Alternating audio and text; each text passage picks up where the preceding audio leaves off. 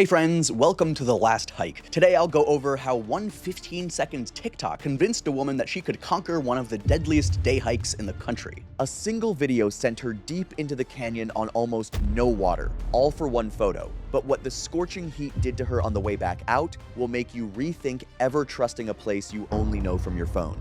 It was July 16th, 2022, and the mid-morning sun was already climbing over the south rim of the Grand Canyon. Though the dry desert air up on the rim still felt deceptively easy, the kind of comfortable that fools you into thinking the whole day will feel that way, where a young woman in cute low-top sneakers stood at the lip of a trailhead filming a quick intro clip on her phone before she started down. Aubrey Lindquist was 24 and lived in a suburb outside Minneapolis, where the land is flat and green and humid and sits down near sea level, which matters more than it sounds like it should. Her body had spent its whole life in thick, wet, low air, the kind where you sweat and the sweat sits on your skin, and it had never once had to deal with the kind of bone-dry desert heat she was about to walk into. That matters a lot, because in dry heat, your sweat evaporates so fast you don't even feel wet, so you don't realize how much water you're pouring out of your body every minute. You can be dangerously dehydrated and feel relatively dry and fine right up until you very suddenly aren't.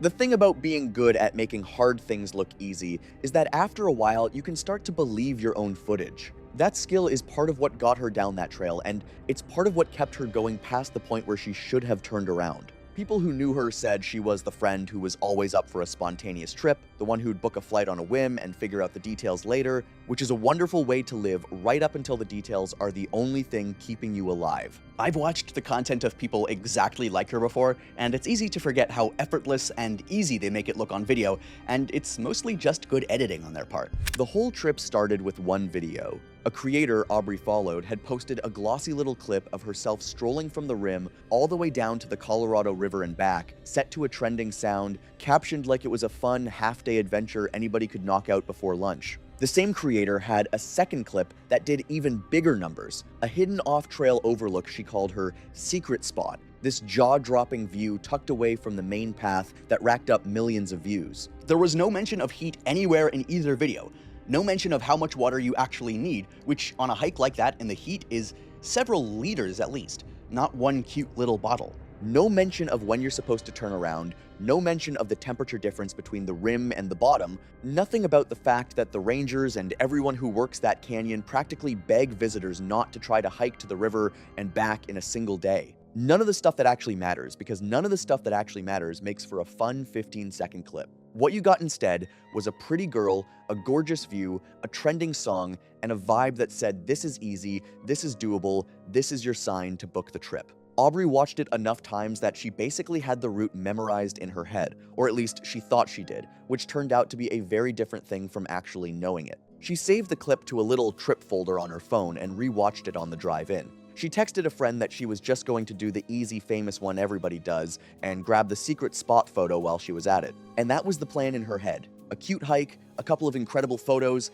back to the car by early afternoon. The canyon had a very different plan, and the enormous gap between those two things, between the cute hike she pictured and the furnace she actually walked into, is the entire story. She wasn't trying to do anything extreme. She wasn't trying to break a record or push any limits. She thought she was doing the safe, normal, popular thing, the one everybody does, and that belief is exactly what made her let her guard all the way down. I want to be fair to her here. She wasn't reckless per se, she was just trusting the only version of that canyon she'd ever been shown. A clip like that strips out every single boring detail that would actually keep you alive. The water math, the timing, the heat, because none of that is fun to watch, and what's left is a 15-second daydream that millions of people quietly file away as something they could totally do too.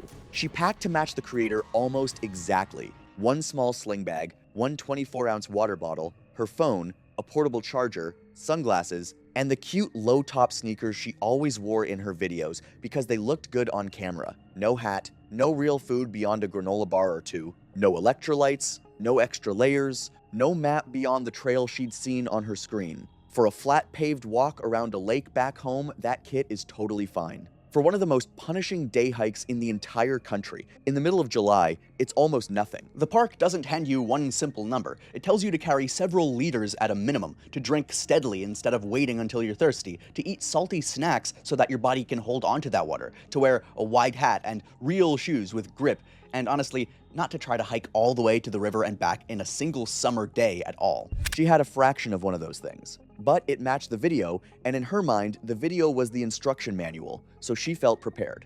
That's maybe the scariest part of the whole setup, that she genuinely thought she was ready, because the only source she'd checked had told her there was nothing to get ready for. That single bottle says everything to me. That little bottle, it's the whole gap between the trip that she pictured and the one that she actually got and prepared for. She also started late. Everyone who knows that canyon will tell you the only safe way to do a big descent in summer is to be moving in the dark before sunrise, and to be back up top before the worst of the afternoon. But the video had been filmed in soft, pretty light, and Aubrey wanted that same look for her secret spot shot, so she didn't even reach the trailhead until mid-morning. By the time she was lacing up her sneakers at the rim, the sun was already well up and climbing, and all that bare rock was starting to soak in the heat that it would radiate right back at her for the rest of the day, like the inside of an oven. The cool morning window, the only forgiving part of a summer day down there, was already closing behind her before she took her first step. She didn't know that's what was happening. To her, it just felt like a nice, warm, sunny morning, perfect light for filming,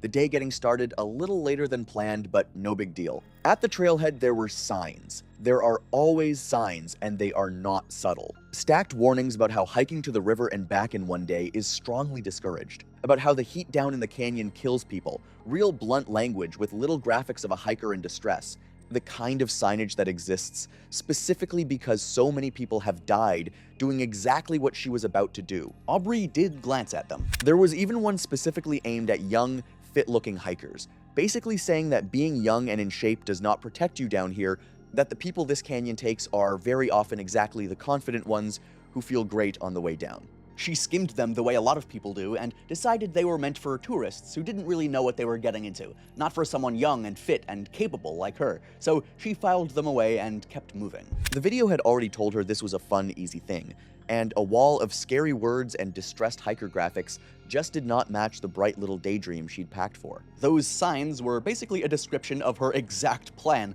and it stuns me that she read straight past every single line. The trouble is that a warning sign and a 15-second video are not a fair fight. The sign is static and grim and easy to read as something meant for other people, the unfit, the unprepared, the ones who supposedly do not know what they are doing, and Aubrey did not see herself as any of those. The video was bright and moving and full of a real person who looked just like her, doing the exact thing and loving every second of it, and it had been playing in her head for weeks. One of those things had her full attention and the easy trust she handed to the people she followed online, and the other was just a sign by a trail she was already walking past. By the time those warnings might have mattered, the video had already won, the way it almost always does. The way down felt amazing, and that's the cruel trick of this place. Going down is easy. It's all downhill. The morning air higher up still had a little coolness to it, and every switchback opened up another view that looked exactly like the ones that had pulled her here in the first place. She filmed as she went, narrating little clips, feeling strong and light and completely vindicated,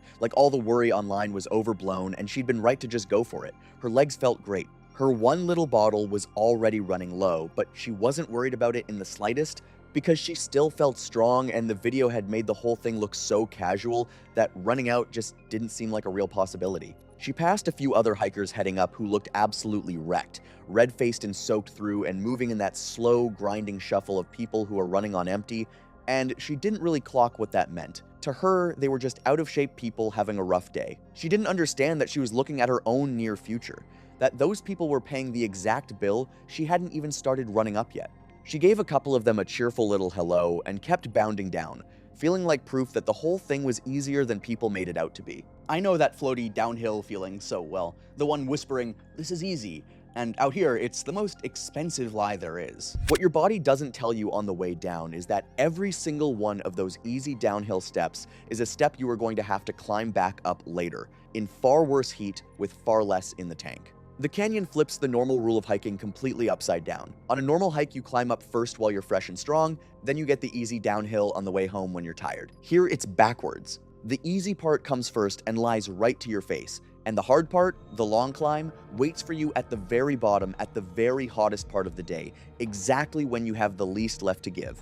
Aubrey went down feeling unstoppable, and because she felt that good, she went down a lot further than she'd ever planned to, chasing views and that easy floaty feeling, never once stopping to picture herself doing every one of those steps in reverse, uphill, in the heat, on an empty bottle. When you feel that strong, it is almost impossible to imagine feeling any other way, and the canyon knows that about people, and it waits. And the deeper she went, the more the canyon rewarded her for it. The light kept shifting on the rock walls. The views kept opening up into something even bigger than the last one, and every few minutes there was another frame worth stopping for. She was narrating little clips to her phone, telling whoever would watch later how unreal it all was, how she could not believe more people did not just do this. Her body felt loose and strong and capable in a way that made the whole idea of danger feel like something that happened to other, less careful people. That feeling, the easy strength of going downhill in the early part of the day, is the single most expensive feeling in that entire canyon, because it is borrowed against a climb she had not begun to think about yet. It messes with me that the easy part comes first, because by the time the canyon shows its teeth, you've already spent everything. By the time she got all the way down into the lower canyon and out toward the river, the temperature had climbed in a way that didn't feel real to someone from a place where a hot day means the mid-80s. Down low, boxed in by all that dark rock, soaking up the sun and throwing the heat right back at her from every direction, it can easily run 20 degrees hotter than it is up on the rim. So even on a day that felt hot but totally manageable up on top, down at the bottom, it was a different world entirely. While the people up on the rim were having a warm but survivable afternoon, Aubrey had basically descended into a furnace, step by step, feeling fine the whole way down because going down is easy, and the worst of the heat builds slowly enough that you don't notice it cooking you until you try to do something hard. She got down to the water, got her photos, dipped her feet in, and sat in one of the rare patches of real shade to rest, and that's where she felt the first little flickers of something being off. A headache starting up behind her eyes. A heart rate that wouldn't fully settle even though she was sitting completely still. A kind of tiredness that felt heavier than it should have for someone who'd only gone downhill so far. She didn't think much of it, she just figured she was hot and needed a rest, which is exactly what nearly everyone thinks right before things go bad out there. She drank the rest of her water down at the river because she was thirsty and it was right there and her brain wasn't doing the math on what came next. The bottle that was supposed to get her all the way back up to the rim was now basically empty. What she had no clue about, because the video had never once shown it, was that down near the river along the main corridor, there was actually drinkable water and a ranger station, real help that might have changed everything. And the off-trail detour she was about to take would pull her away from all of it before she ever stumbled onto it. Her drinking the last of her water at the lowest, hottest point of the route is the part that I had to read twice. There's a rule serious hikers live by out there, that you turn around once you've used up about a third of your water and your energy, because you have to save the bigger share for the climb out. Aubrey had never heard that rule in her life. The video never said it, none of the captions mentioned it, nobody had pulled her aside and told her, and so she sailed right past the most important moment of her entire day without ever knowing the moment was even there. She had already used up way more than a third of everything. Her water was gone, her energy was fading, and by the real rules of that canyon, she was already in trouble. She just felt fine enough to not realize it yet. It haunts me a bit that the single most important call of her day was one that nobody ever told her that she was supposed to make. And then, instead of starting the long climb back out while she still had even a little bit left in her, she decided she still had time for the secret spot. That photo was half the reason she'd driven all this way. The shot that had pulled millions of views for the creator she followed, the one that would have been the centerpiece of her whole trip. And she was so close, or at least she thought she was. She pulled up the saved clip one more time, studied the rock formations in the background, tried to match them up to the shapes around her, and made the call that quietly turned a dangerous situation into a fatal one. She stepped off the maintained trail to go find a spot she'd only ever seen on a screen. If there's 1 second of this whole story I'd reach back through time to stop, it's the step that she took off that trail. Leaving that trail was the point of no return, even though it absolutely did not feel like it at the time. This was not some marathon wandering search. She had a rough idea of where the spot should be and set off straight toward it, but off the maintained path, the canyon turns into a different kind of trap. There was no shade out there at all. No other people, no trail markers, nothing but rock and sun and silence. And this is the moment the heat she had been shrugging off all the way down finally forced itself on her. Her head was pounding now, her shirt was soaked through, her heart would not slow down, and every short scramble over the broken ground took more out of her than it had any right to, because she was doing it on a body with no water left in it. Even people with maps and proper training and plenty of water have lost their bearings out here, where every ridge and dry wash looks exactly like the one beside it. So a first-timer from Minnesota working off the memory of a video had very little margin for even the few minutes she spent picking her way across it. And the spot, the whole reason she had left the safety of the trail, did not look anything like it had on her screen, because a place filmed in soft light at the right angle almost never does once you are standing in it, overheating and squinting and starting to feel genuinely unwell. It did not take her long to give it up, but the short detour had done its quiet damage all the same.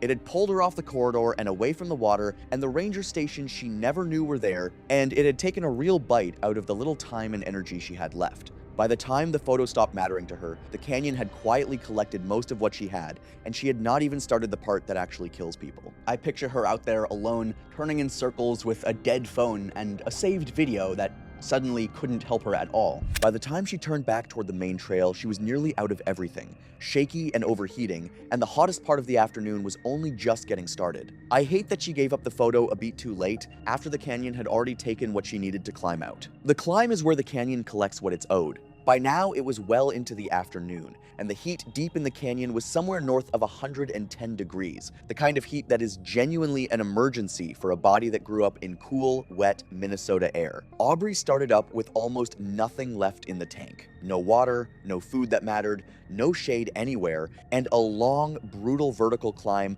of thousands of feet between her and the rim. The same descent that had felt so easy and fun in the morning was now a wall she had to climb in the worst heat of the day. At first, it was just misery. A pounding heart, a churning stomach, legs that felt like they were slowly filling up with wet sand. She kept stopping every few steps, kept telling herself she just needed a second to catch her breath, kept badly underestimating how much trouble she was actually in, because she had spent the entire day being told by a video that this was easy, and her brain kept defaulting back to that. Every time she sat down to rest, she was actually losing ground, because resting in that heat with no water doesn't recharge you. Your core just keeps climbing. The further she climbed, the more her body started sending up signals she had never felt before and did not know how to read. A deep, sloshing nausea, a headache that went from a dull ache to something that pulsed behind her eyes with every heartbeat, cramps knotting up in her calves and her hands. And underneath all of it, for the first time all day,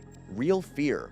The slow, creeping understanding that something was genuinely wrong and that she was a very long way from any kind of help. She kept reaching for the bottle out of pure reflex, tilting it back and getting nothing but a warm plastic taste and a few useless drops. She told herself she just had to keep moving, one switchback at a time, but each one was taking longer than the last, and the rim above her never seemed to get any closer at all. It floors me that effort meant nothing here. You can't push through a body that has run out of the water that it needs to survive and to cool down. By now, the trail around her had emptied out, because anyone with any sense was either long since back up top or had never dropped down into that furnace in the first place. There was no steady stream of hikers to wave down, no ranger appearing around the next bend, just the odd distant figure far above or below her, much too far away to matter. It was the hottest stretch of the day in the hottest part of the canyon, and she was almost entirely alone in it, with thousands of vertical feet still standing between her and the rim, and a body that had already burned through everything it needed to get up there.